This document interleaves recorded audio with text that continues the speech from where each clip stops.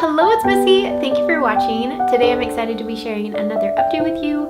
Let me know what you think about this hairstyle down below in the comment section. Make sure to subscribe and click that notification bell if you're new and you haven't yet. And let's get started. The hair around my face is going to be pulled straight back into a high bun. So I'm going to spray the hair with hairspray and comb through it to gently direct the hair back towards the crown of my head. Now from the tops of my ears, going back to the crown of my head, I'm going to tie off this section of hair using a clear elastic band, and I want to create a loop in the hair. So on the last pass of the elastic, I'm going to pull the hair only partially through to create a little bun.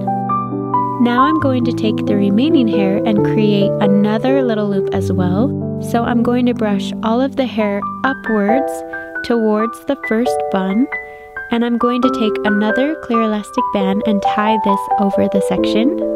On the last pass of the elastic, I'm going to pull the hair partially through and create another loop in this section of the hair. Now I'm going to take my pointer finger and thumb and slide these through the second loop.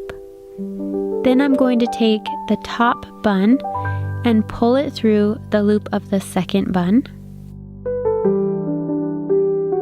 Once the two buns are wrapped together, I'm going to make each section larger by gently pulling the hair in each part slightly out of the elastics so they become puffier and more full.